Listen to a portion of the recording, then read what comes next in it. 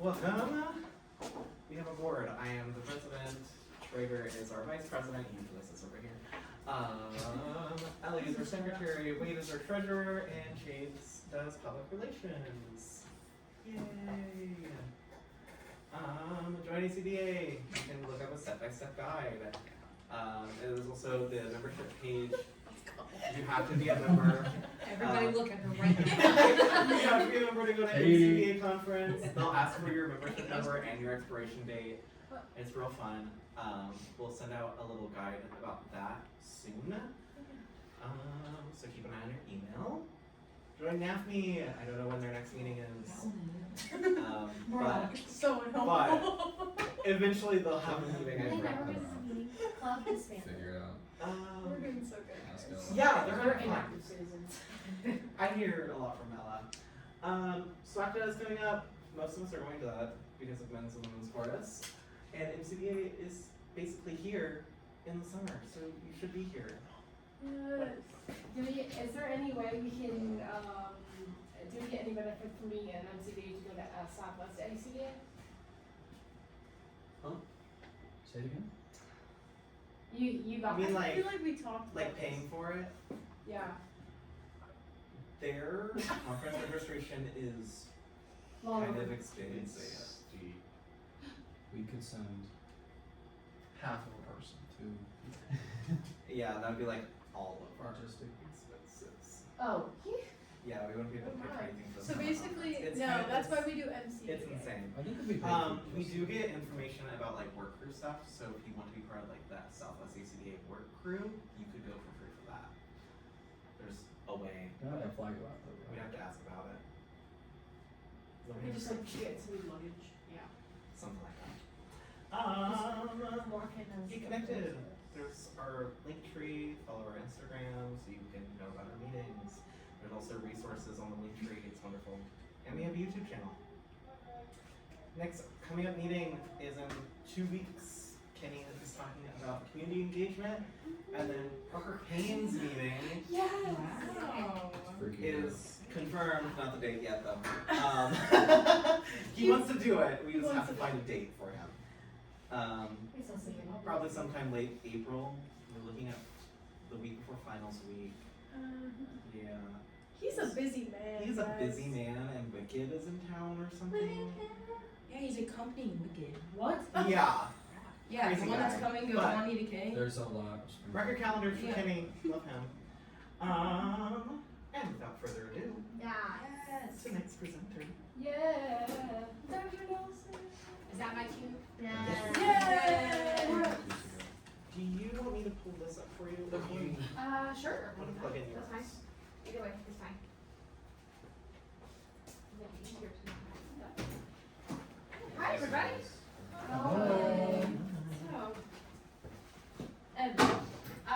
I was asked to talk about vocal health, so that is what I'm doing, but I'm taking a little bit more of a holistic approach. But before we do that, would you mind if I take one of these? Yes. Cheese. Okay, thanks. I'm gonna put you on my socials because I still need to tell people that I'm doing things and I exist. And I'm trying to be better about that right now. So vocal health is not just your voice. We're all singers and we all work with singers, so obviously that is top of mind when you think about the voice as being the whole thing when it comes to vocal health, but it is not.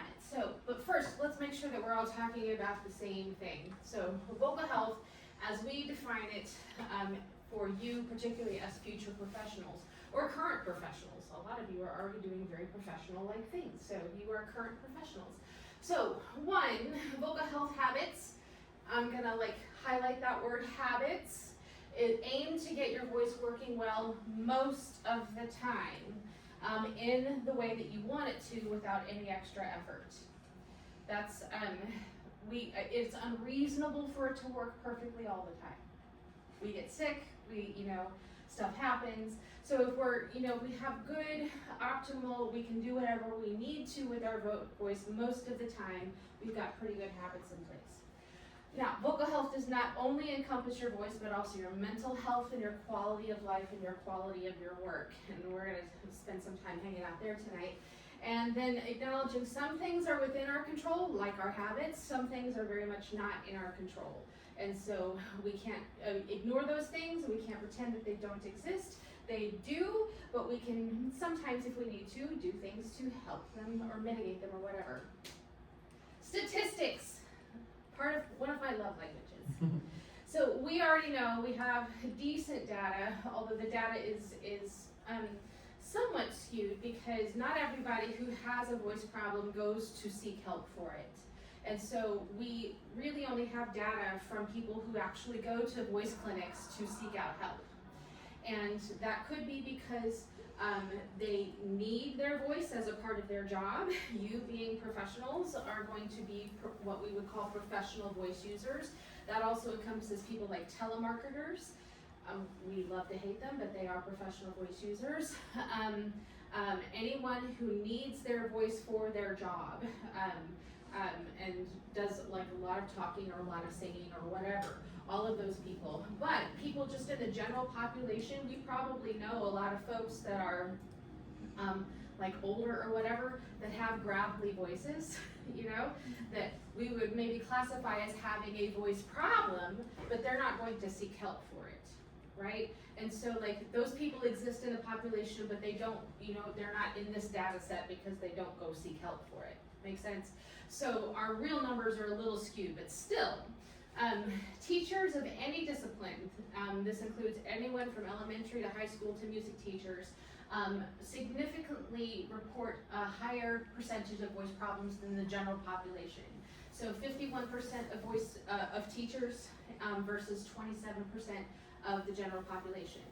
I could not find this statistic, but I was told at some point that of that 51% of people in the clinic, the highest percentage of that are elementary music teachers. Right. Yes. And so if we think about that from like a practical standpoint, what are elementary teachers doing? They're singing high, they're singing loud, they're singing a lot. And they're talking over all of the munchkins, right? And so music teachers have a pretty high percentage of that. General elementary, general teachers are the highest of that number. The prevalence of vocal dysfunction, which this is an actual diagnosis and not just having a problem, but actual vocal dysfunction, was significantly higher in teachers, 11 to 81%. That number made me like spit take, versus the general population, which is 1 to 36%. So that's a big shift towards the vocal dysfunction side. And I thought this was interesting too. 20.6% of teachers had missed at least one day of work because of voice issues. Again, this is teachers of any discipline, not just music teachers. And so, and this is just one day, that's an average. And so for those who had a prolonged voice issue, length from diagnosis to resolution, average length was, in one study that I read recently, was 166 days. That's a third of a year from diagnosis to resolution on average, okay? By the way, if you have any questions or comments or, you know, anything like that, stop me all the way, stop me, that's fine. Some risk factors to think about. Some of these things that we can control, some of them we cannot.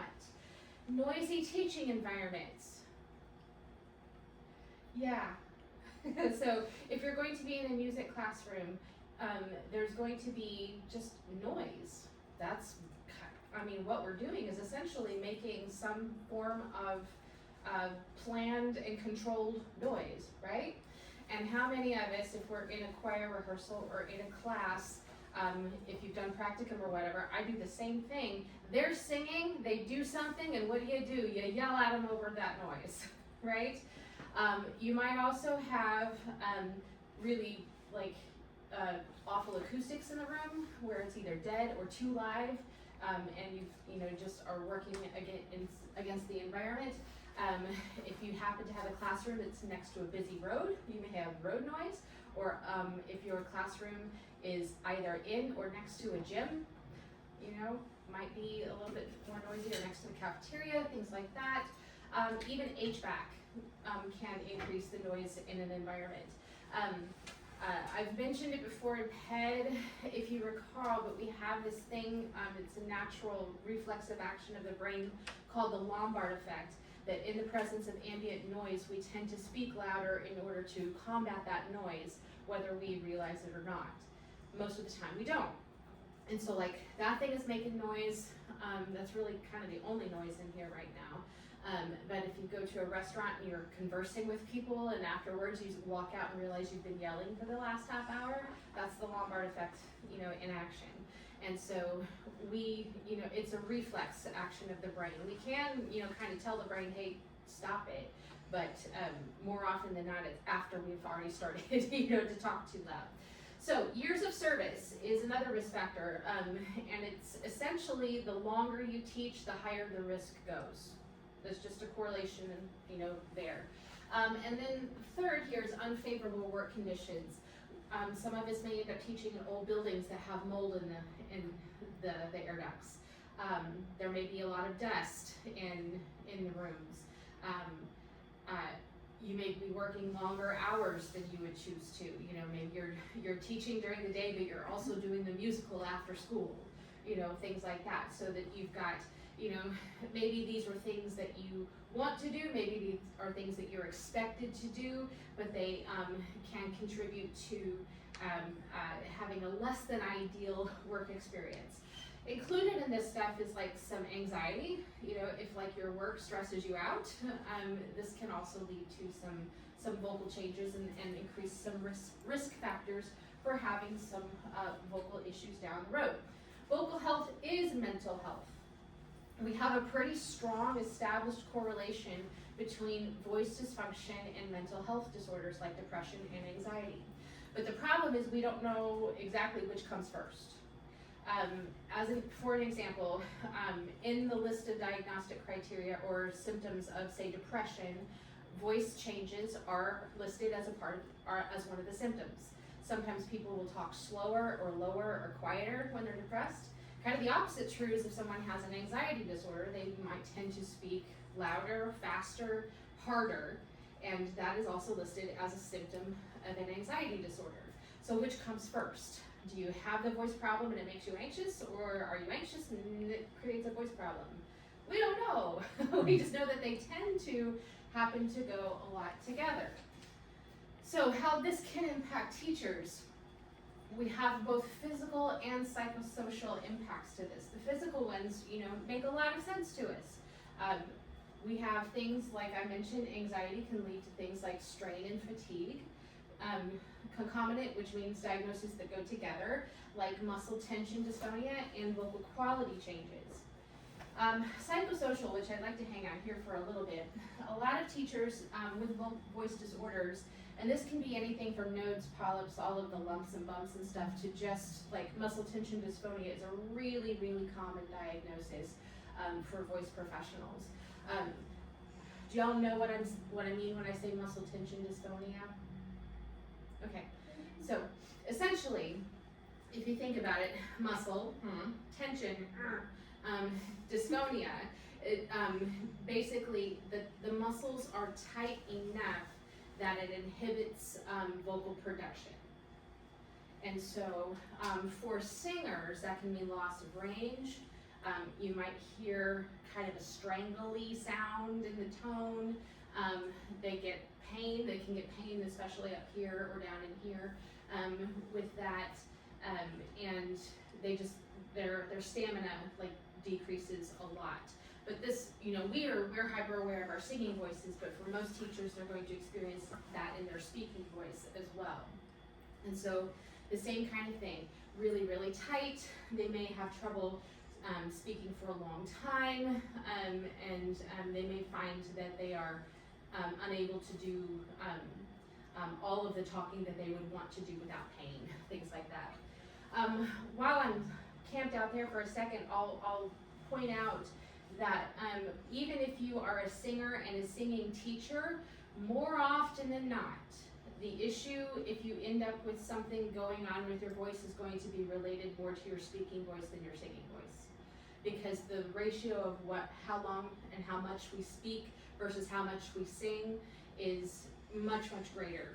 And so when I'm working with people, particularly singers who have some sort of a diagnosis, we look at the speaking voice as well, because that's where a lot of the issues start hanging out.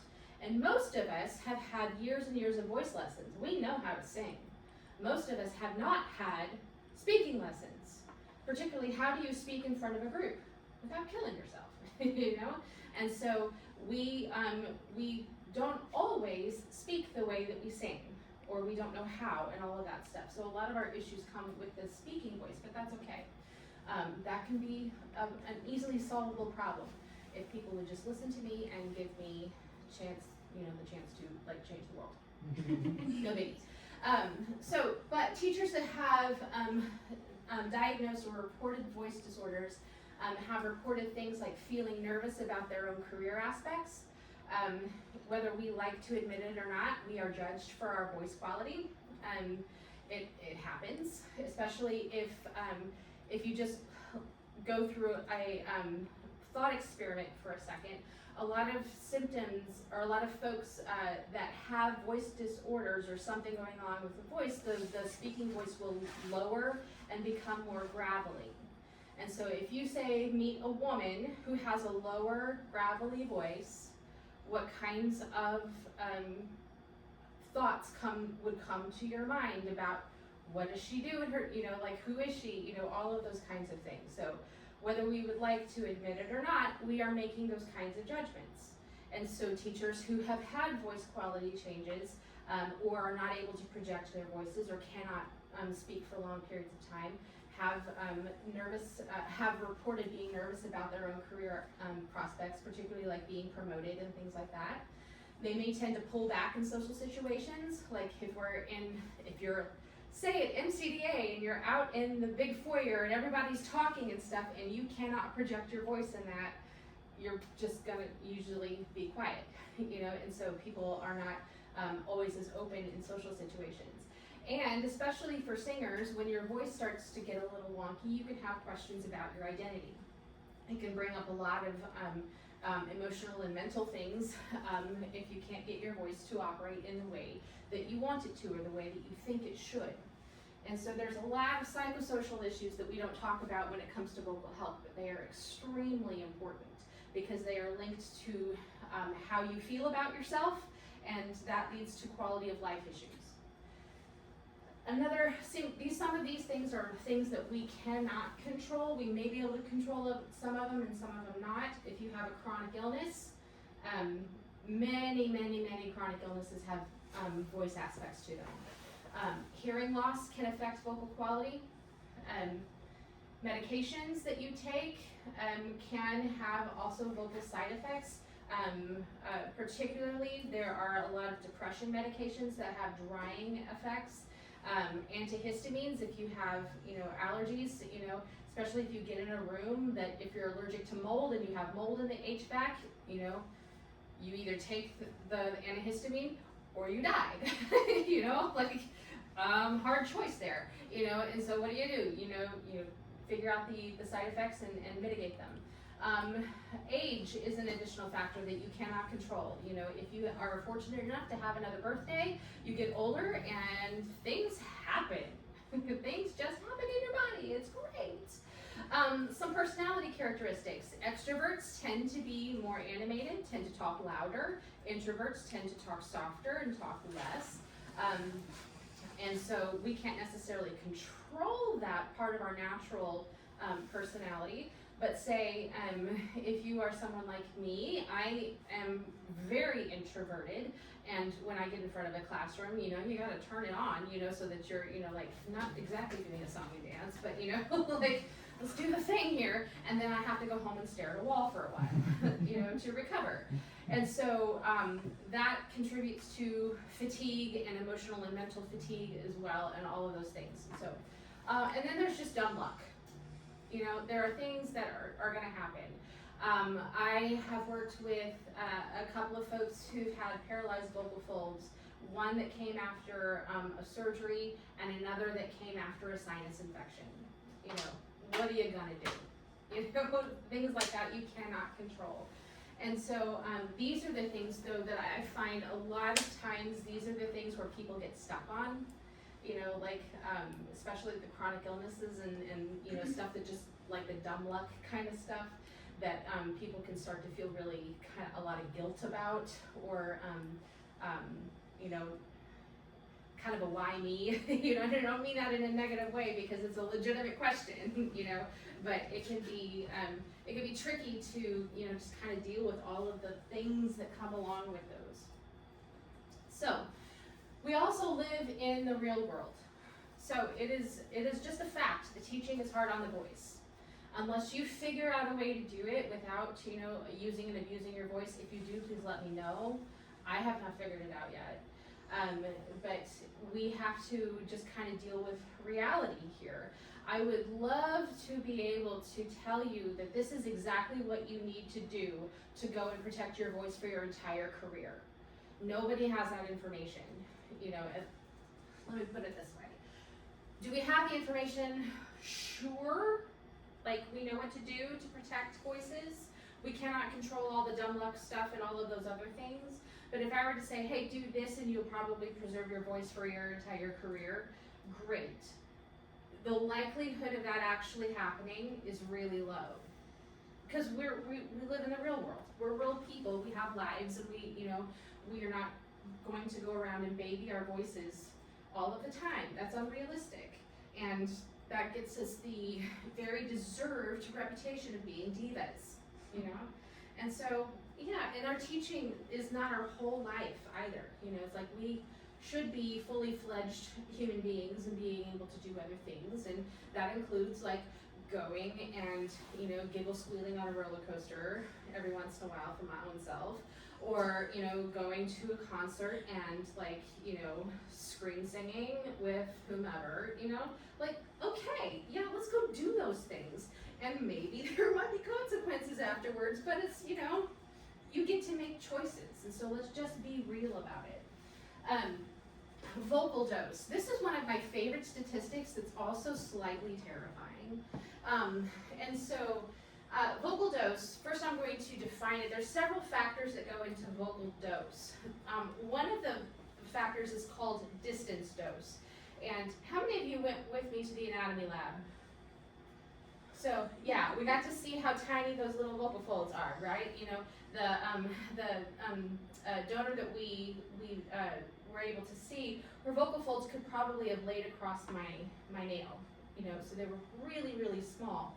And the distance between them is what we call distance dose when they travel away from the midline and back to the midline to impact. And when they do that over and over, the distance that they travel from right here is what we call the distance dose, okay? And so that is impacted by not only how many impacts you have. So let's say if you're a soprano and you're singing above the staff, if you're singing 880, you're getting 880 impacts per second.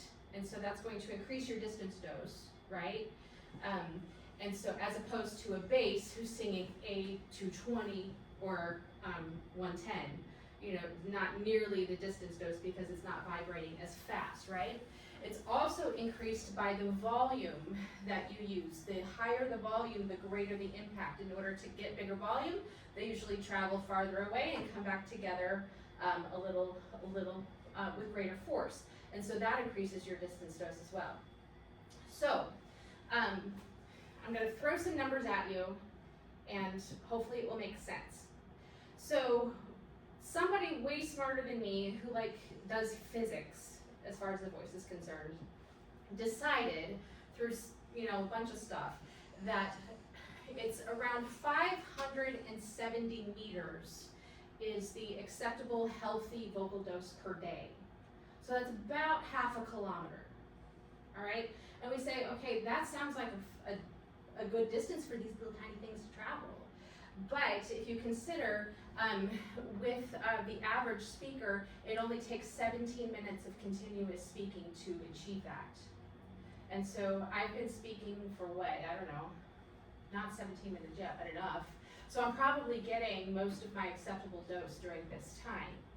And that's fine because besides a couple of conversations I've had today, between my cat and some other people that I've talked to today, that's all I've got to do.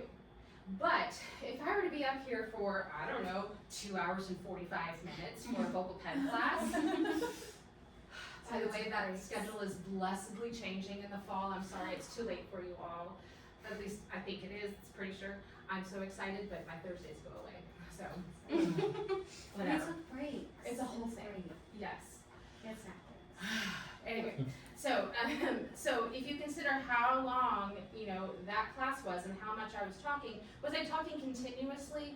Probably not, but I was definitely talking more than 17 minutes, for sure. And that was after I had taught however many lessons that day, which I also do not talk just a ton in voice lessons, or at least I try not to. I try to make y'all sing much more than I talk, but singers were chatty, But if you also consider, like how much are classroom teachers talking during the course of the day, that they're traveling a lot farther than 570 meters, most likely. Some data has indicated that teachers or other heavy voice users will have up to 2 million vocal fold impacts per day. And that's a lot. And so that's a distance dose of between like Lawrence, Kansas and Topeka, which is about 35 miles in the course of a day. These little tiny things traveling 35 miles in a day. That's bonkers. And so when we consider that's just the nature of our job, our vocal dose is gonna be high regardless. And so what do? Like, yeah, we wanna, kind of treat them well so that they can withstand that kind of impact. But it's also, of course people are gonna have vocal changes after doing years and years and years of that. It's almost like, we're kind of setting ourselves up for, having some issues, but fear not, okay? We also use exaggerated speech, tend to be louder, we talk longer, and we talk higher than we do in normal conversation. When we're in front of a group, we want to be heard. And that's what we do. When you're in front of an ensemble and you're yelling at them while they're singing, we want to be heard. So we're doing all of that. And then when it comes to missed days, a lot of teachers, like it said, about 20%, which is about 1 in 5 teachers have missed at least one day because of voice issues. And that could be even, just losing your voice because of an illness, like a laryngitis or something like that. That includes that. But let's also be real that you're going to have, if you're working in a school system, you're going to have limited time for sick days and things like that. We all know that we go to rehearsal, we go to class, we go to work when our voices are not up to snuff all the time. We all do it, I do it too. Actually, I am on week 3 of bronchitis right now. And so here I am, you're welcome. But, it's like I can't sing right now because everything's still too inflamed. So I'm gonna go home and stare at the wall and be quiet. So what can you do? Again, the habits that you create for yourself are going to be your best tool, your best defense. And it is so much easier to start putting in those habits now than waiting until you have a concern. It is so much easier to prevent a problem than it is to fix it. Now, hear me clearly, that if you do have a problem that comes up, there is almost always a way back, okay? I've dealt with some gnarly stuff in my own work, and there's almost always a way to get back, but it usually is a lot longer process than anybody would want it to be or anticipates it to be. And so, very sorry, but that's just the way that it goes. Number 1 here is the thing that I would recommend the most for everybody. Consistent warm-up and cool-down routine is one of the best things you can do for your own vocal longevity. And it does not have to be like extensive, like 5 minutes before work, 5 minutes after, and maybe some straw exercises or something in the middle of the day when you get a few minutes. It really does not take that much. But if it becomes a part of your routine and that you are building habits, number 1, it's going to just be good for the tissue. Your tissue will really, really like it. So maybe you're humming while you're brushing your teeth, Or in the mornings, I do this especially if I've got an early church service and that I've got to sing at and sound halfway decent. Instead of talking, I will just start singing. I will start narrating everything I'm doing, and that is a warm up. And I'm singing high and I'm singing low, blah, blah, blah, blah, blah, and that's a warm up. So if you are at home getting ready for whatever you're doing, just do a little bit of singing. That's all it is. Some slides, some whatever. You get to decide what your routine is going to be, and then it's just consistency. I tend to think that if you have fun while doing it, you're more likely to do it. So if you find some things to either gamify it or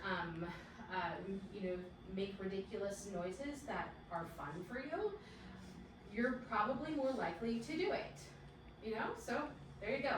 It also helps if you usually couple it with something that you normally do, like brushing your teeth as an example, or if you have a commute, you have a little routine that you put on your phone and you just pop it on, when you get in the car, and that's the first thing you do, while you're on your commute. Same thing coming home, or if you're doing dishes or you make your lunch or whatever, so that you're pairing that with something else and you're more likely to do it. Make sense? Okay. The cool down routine is just basically a warm up in reverse. So a warm up is usually starting like with simple things, easy things, getting to more complex. So slides to scales to arpeggios, that kind of thing. And then a cool down is you do that in reverse. You do some arpeggios and then you do some scales and then you do some slides. So that you're basically just like ramping it up, cooling it down. All right, and literally 5 minutes is all it really takes to make a difference. Now the second thing is that if while you're in the classroom developing habits that will positively impact your own vocal health as much as you can. And so that is, if you have something in the environment that you can change it. If you can use amplification, use it. My best tip is to get your students to do more of the talking than you do, or more of the singing, more of the music making, so that you are handing off. Maybe if you're in a high school choir, somebody else does the warm up while you're taking attendance or something like that. So they're talking about for it. You ask them questions. Like, okay, how would you change this kind of thing? Have somebody, on occasion, have somebody else get in front of the ensemble and let them rehearse. And using as much nonverbal communication as you can, so that you're just taking down that vocal dose. Anything that you can do to reduce the vocal dose is going to be in your favor. And it would be helpful for you to have a team of people in case something comes up. A laryngologist who is a voice specialized ENT. We unfortunately do not have one in Springfield. The closest one is Kansas City. There used to be one at Mizzou. I think he's still there. There's several in Kansas City. WashU has a voice clinic, and I don't know anybody there personally, but I've heard really good things. And then Little Rock used to have a laryngologist, and then we get into like Chicago, Dallas, Houston, those areas. I have heard that Mercy's trying to recruit a laryngologist, and it'll probably be at least a couple years before that happens, but I told my own ENT, because everybody's got a thing. My thing is my right ear, so like I told my ear guys, like whatever you need to do, whoever you need to talk to get this to happen, I will help. We need one here. It's crazy to me that we're so close to Branson and we have such a musical community that we don't have a laryngologist. It blows my mind. Anyway, so a laryngologist is very, very helpful. An SLP who is also voice specialized. SLPs, just like ENTs, have specialties, and so you don't necessarily want to go to someone who's great at swallowing if you have a voice issue. Then your swallow may be just fine, but the voice is a special little thing. You can also get a voice teacher, like myself, or somebody else who will just help you have fun singing. I will tell you a secret, that after you graduate, you don't ever have to do a voice jury again. So you can just take voice lessons for fun. And guess what? You don't even have to practice. If you don't want to, you're the one paying for it, so you get to do what you want. And so maybe voice lessons for you is just a matter of having some stress relief, having something that's going to help reduce anxiety or depression, or just have an outlet that is creatively for you and not having to do with your job. Having a voice teacher as well, if you do notice any voice changes, they can help you work through some of those things and help you develop your habits and all of those lovely things that could move the needle a little bit. And then you also can put your students on your team. Like I mentioned, anything that you can do to hand off speaking and singing responsibilities to your students, that's a good educational process anyway. So just let them do it, let them learn how to do it, and you're both going to protect your own voice and give them responsibility, and especially the little kids, they love stuff like that. But even high schoolers, like, they love to feel like they're important. So anything that you can do to make your students a part of your team as well. Okay, and then these are the references that I used for today if you would like to read some more. This thing here in the middle is a blog, but I really liked it. I would recommend reading that one, especially if you have a few minutes. It's pretty reader friendly, but there was stuff in it that I did not put in the presentation that I found very interesting. Okay, that's what I got. What questions do you have for me? Yes. I don't know if you already mentioned this. I don't really also know what I'm asking. Okay. But I've been Crazy brothers. I've been dealing with like a lot of like vocal fatigue. That's like it's becoming like a more prevalent problem. Mm-hmm. And I was wondering, do you have any tips and tricks and something to help Yes. prevent it? Sure. Can I ask questions? Of course. Okay. Have you noticed a pattern? Like, is it happening more at the end of the day, after rehearsals, after you use your voice in certain ways? Like, is there any kind of pattern that you can point to? I think it's like a little bit of like everything. Mm-hmm. Like, I feel like I can't sing, or even sometimes if it's like really bad, like speak past like 15 minutes. And I feel like Right. that's not okay. I would agree. So, has it been going on very long? Like a few months. Okay. At least that I've noticed. Yeah. I mean, it was a problem, but it would be like after like a long singing day. But Yeah. that's not, I feel like that's normal. Mm-hmm. But now it's like, right, it's just like, even like just sitting there, like it's uncomfortable. Have you, over that time, sorry, I'm kind of like. No, Okay. I didn't figure out what's wrong. Yeah, so over that time, have you noticed it like steadily getting worse, or has it like done kind of that kind of thing, or does that make sense? Yeah, probably getting worse, like gradually. Gradually, okay. Is there anything that you can point to around the time that it started that may have brought it on, like an illness or particularly stressful event, or something changed in your life that like happened around the same time? I mean, nothing out of like the blue, Yeah, if okay. that makes sense. Cool. Okay, so I have a couple of thoughts. Oh, sorry, another question. Any pain anywhere? Like anywhere else, or just like, Just mostly here, but I mean, it's just Sure. like uncomfortable. yeah, uncomfortable. Any issues with like swallowing? Okay, cool. Well, now that you mention it, any pain anywhere else? Well, no. Okay, good. Like, do you also have like tension in your shoulders or in the back of your neck? Yeah. Yeah, I do too. So, yeah, that's where my issues come from. It's like I end up like here. Yeah. Rachel, not to like tell your story, but you did get very sick and you were coughing a lot. Your voice has You also been remember really that? low this semester. Yeah, but I feel like it wasn't. I do agree, and I thought it was strep at first, but then I felt back to normal, and I would only feel fatigued at the very end, and I've really noticed it Yes. recently a lot. In the past, like, You just month? said a couple months, so I wanted to No, make sure yeah, that you were. yeah, she no. knew that, because that could also help. Yeah. Yeah. Sorry, not to interject. No, I like it. But just trying to help you as much as possible. So let's group diagnose. Yeah. All right. So, would you mind trying something for me? And we could cut this out of the video too.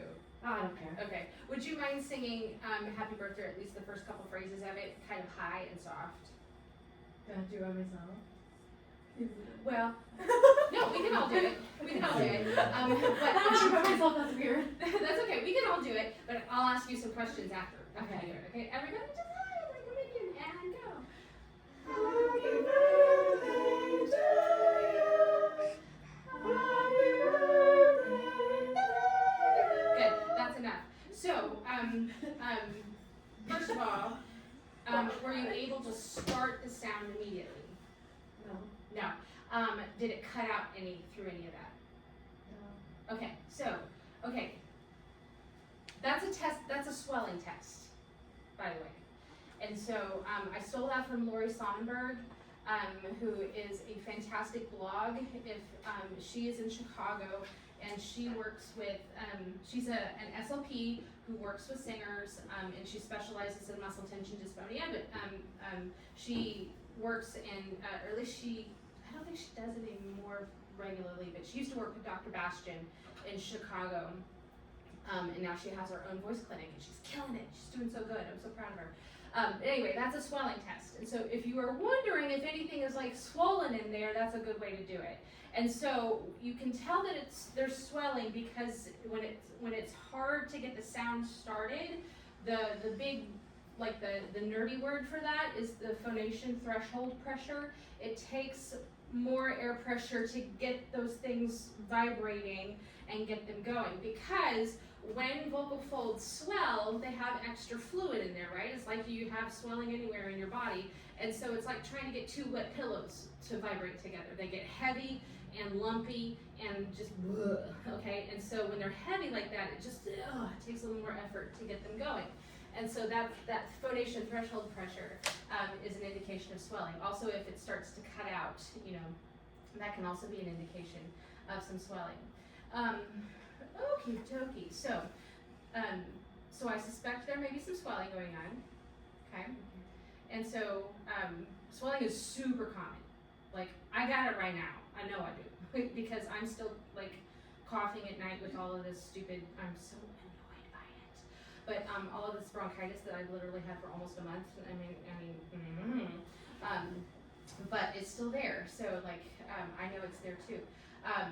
I also would be slightly concerned about muscle tension dysphonia, and so a couple of things that I would try. One is I love doing a lot of sliding and humming around like the speech range down here. This is something we can all do together too. Okay, so humming or oohing if you don't like humming, and just real slippy slidey in between each of these. Okay, we'll go up like 3 and then we'll come back down. So try it and go.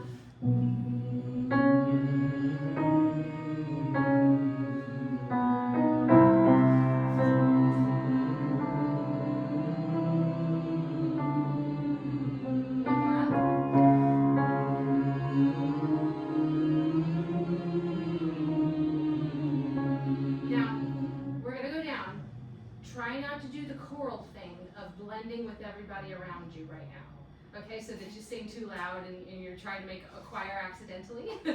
Alright, so just really nice and gentle humming. And if you want to throw a little bobblehead in there too, that probably wouldn't be the worst thing. Okay, let's go here.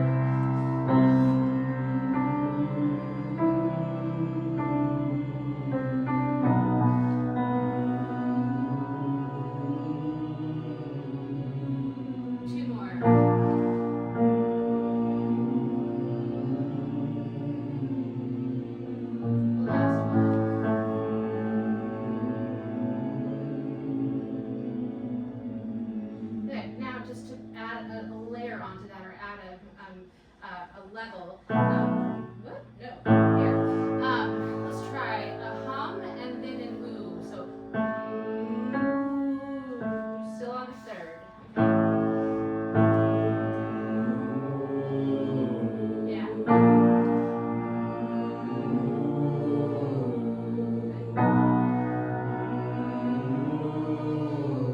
2 more. Last one.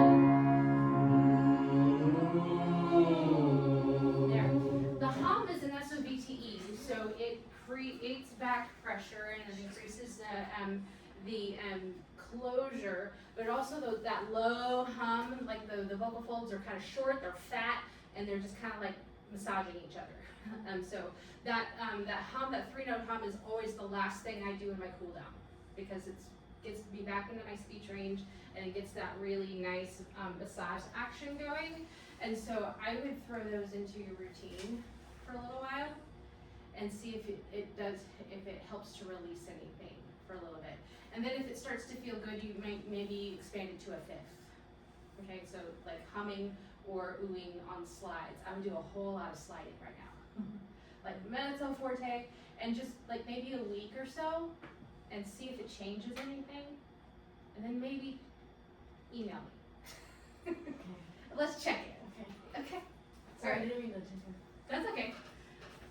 I really enjoy that a lot. So it's okay. Yeah. I have 2 questions. Yes. So the first one is, well, I guess, so I think I'm also having issues with my voice, and I think it's stemming from my speech. Mhm. So talking about your speaking range, how do you find your optimal speaking range? Mhm. Next time you answer the phone, pay attention to what pitch range you say hello. It's way higher. Yeah. Uh-huh. Okay. But that's kind of where like any words that you say that you don't have to think about, like hello, okay, or sing it. You know, those kinds of things that just come out of your mouth that you don't have to think about. That's generally where we think the optimal speech range is. And you're not alone. A lot of us, I grew up in the 80s when Valley Girl Speak was like the thing, you know, Clueless. Have you all seen Clueless? Those were my people, you know. And so that was the vocal culture at that time. And now we have a vocal culture that is low and fry-y. Lots of fry. Now fry is not in itself bad. It really isn't. But see, you got it? Yeah. That's where it is. Uh-huh. So do we all need to call each other right now just to figure it out? That's a lot, yeah.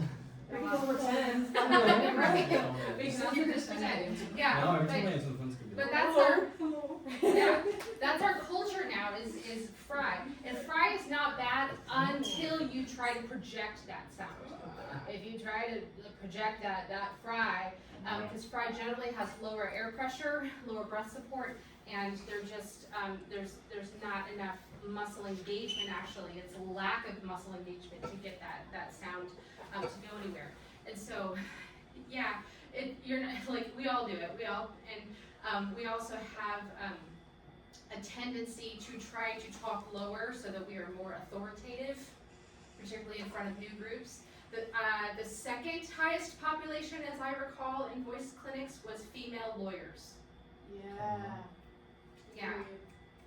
And so it's a very natural tendency to try to talk lower and louder, you know. And so, yeah, see if you can pitch it up, and you know, maybe have somebody every once in a while say like, "Yo," like, dude, they're talking higher. Yeah. Oh, you had another question too? I was gonna say, so like, in places like Springfield where we don't have all the necessary like people that could look at our voices, Right.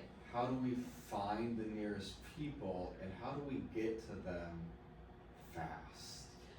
Great question. I also agree. Yes, fantastic question. So we are fortunate that Dr. Chesman is a voice-based SLP, but he's not an MD. So he can scope people and scope knowledgeably. He cannot diagnose anything, which is the problem. The people ask me all the time for references. And so I'm very happy to give names and people that I know and people that I recommend and all of that stuff. So I'm very happy to be a resource for that. When you're not around me, although, you know, like even when you graduate here, I'm not falling off the face of the planet. So you can always, you know, reach out. But if you go to an ENT website, like in a hospital system, and there's a couple of keywords you want to look for when it comes to finding someone. They treat voice disorders and they are fellowship trained in laryngology. So if you look for those keywords, and you should be able to find somebody. They're more likely than not gonna be in major cities attached to university medical centers. You know, so, that's why Mizzou, KU, WashU are the places, you know. My personal ENT is, he's in private practice in Lawrence, Kansas, you know, it's like, and if I had an issue, I would still drive to Kansas, you know, and that's just facts. You know, it's like I'm not gonna screw around with it, so. And so you can do that. You can also call up an office and say, hey, who treats your voice problems? Yeah, okay, I think you had a question first. Yeah, well, I had a comment and then also a question. Okay. The comment for like the voice stuff, I SLP and I've been working a lot on my voice and like the pitch of it. And the other day in my therapy, he made me talk like I was talking to my kindergartners at work the entire time because it's a lot higher because I'm talking to children, but it's also like normally our teacher voices are like more ideal Mhm. from what I've learned. So that's just my comment from that. But also, this is kind of way opposite end of the like spectrum of Sure. question goes. But do you have like what advice would you give? This goes back to like the Psychosocial? yeah, Yeah. like part of it. Like what advice would you give for people that are struggling with the aftermath of like having voice issues, of feeling affirmed, of what if what they're doing, pause. If what they're wanting to do is affected by their voice issues, feeling affirmed that that's still what they should be achieving or wanting to achieve. Does that make sense? Yes, Okay. and holy crap, that's a big question.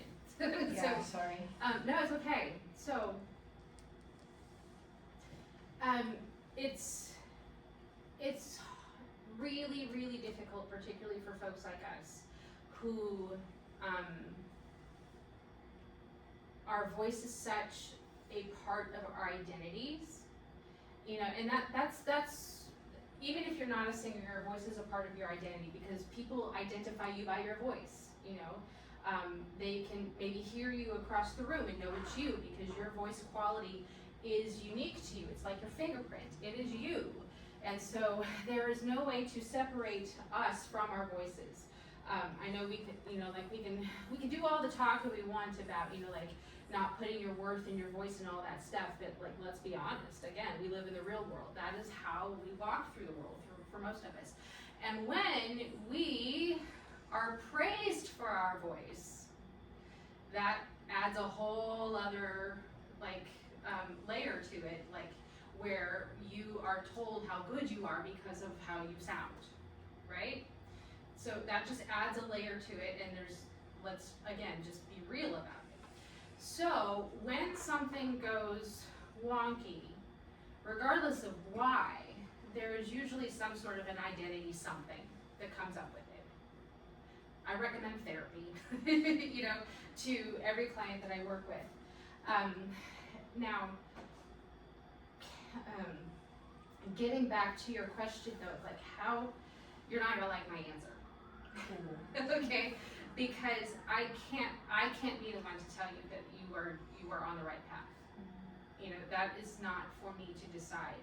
What I can do is say, okay, whatever you want to do, I will do my darndest to walk with you so that you feel prepared to do that, if that is the role that you need me to do, you know, or whomever you work with, you know, that can walk with you through that. But that is such hard internal work to decide that this is the thing that I need to do. And I'm gonna say this, and I hope that it's taken the right way that I mean it, okay? But regardless of whether you decide to stay on this path or not, you are enough. If you decide to change your career because you don't feel your voice is going to, you know, last with it, or if you do it for a while and then you change, that has absolutely no bearing on who you are as a person. And sometimes we do have to make really hard choices like that, and it sucks. But the only thing that you can do is make the choice that you feel the best, you know, to make, and do what you can in order to sustain yourself through it. You know, as long as or until something changes. Does that make sense? So like, I can't answer your question for you. No, can I ask like a follow-up / Yeah, rephrase the question as well? Yeah. What advice / I guess not advice, but like motivation, I guess, for someone who, like, not allowing the vocal issues to be the reason, in Yeah. the sense of like Uh-huh. getting discouraged from them. Oh yeah.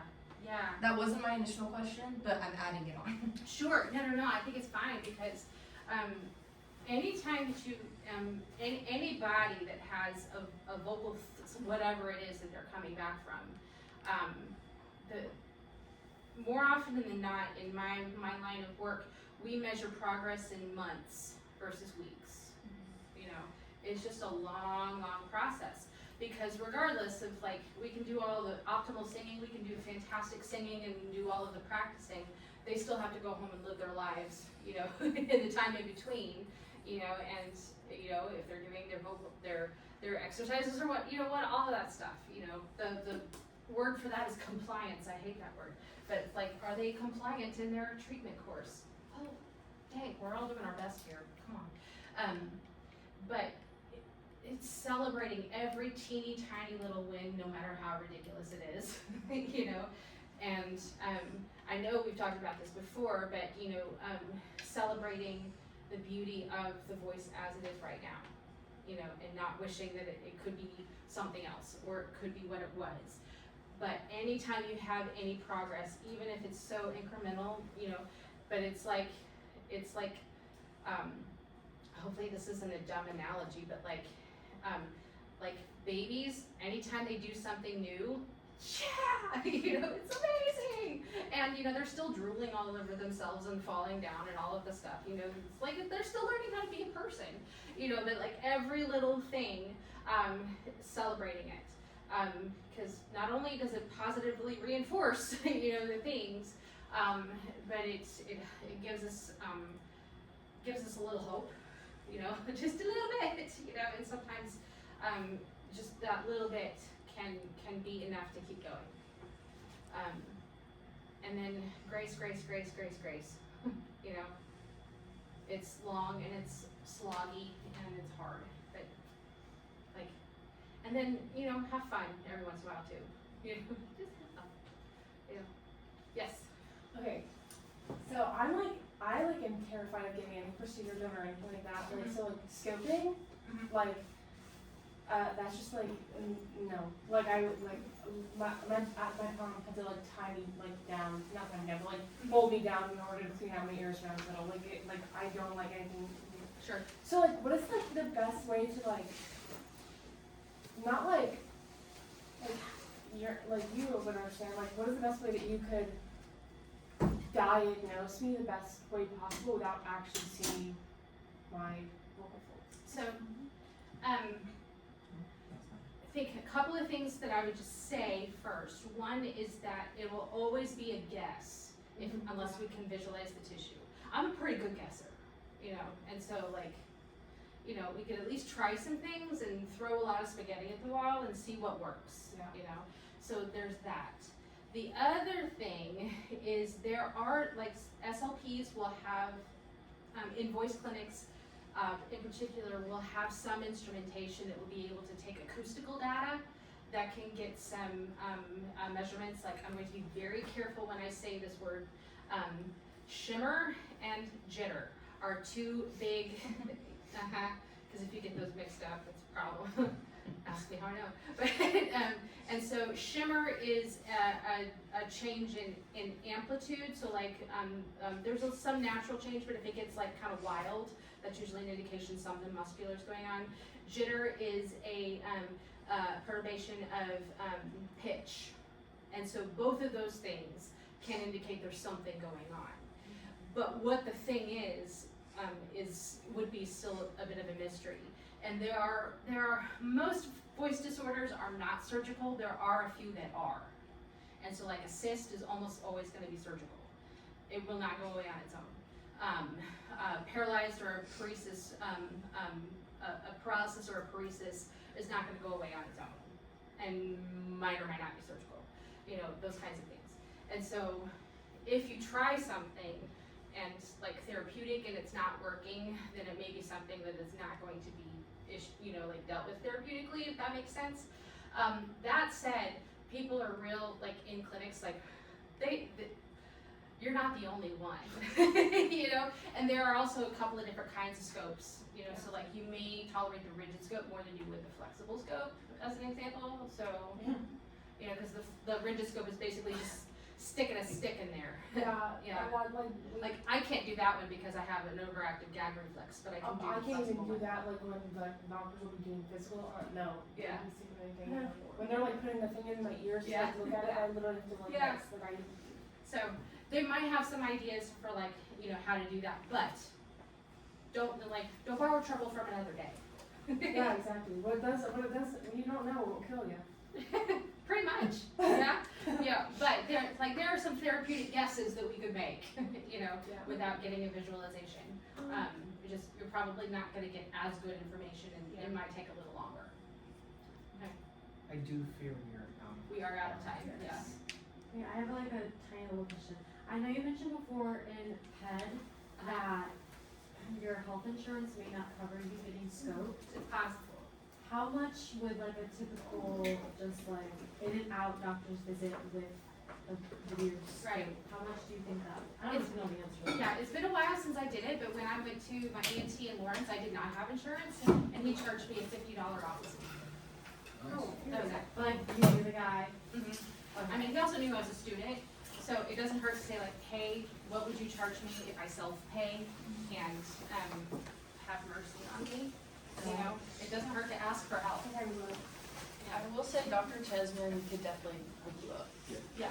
because he works here and at Mercy. Like he's one of my SLPs at Mercy. And if you ask him if you're like, I'm having like concerns, I bet he would get a scope in if you like did just an office visit with him and just pay like an office visit fee. Because he did that for me when I was a senior in high school. Yeah, and he's, like, around here, he's the one to get into the fastest, otherwise it's like a Yes. 3 or 4 month wait. Oh yeah. Because they do it quick in Mercy. I do have 3 quick questions, not for Dr. Nelson. Would headshots for us, like school picture style, like headshots, like an hour for 10 people, whatever, be something you'd be interested in? Yes. Yeah. Why not? I'll send a date preference format soon. Would anybody need a hotel for NCDA? Maybe. And like, I also had like, Ella Greninger is usually the one who like house a person. I think Paisley stayed with her last year. Like, I should have a guest room by then, so. yeah, I can also have this, probably. okay. So I think we're okay. And then, would a t-shirt competition be something we'd be interested in? What do you mean by that? Yeah. Like, we compete with designs, and then we buy everybody the winning You buy t-shirt everybody? design. Yeah, I'll do that. Yeah. Yeah, yeah, yeah. Yeah, I don't wanna make it though. Well, you don't have to. Okay, I didn't know if like, Wait, I we wouldn't all make it. have. Just I'm vote making for it one. up, Do one. guys. Okay, sounds good. Thank you. Cool, thank you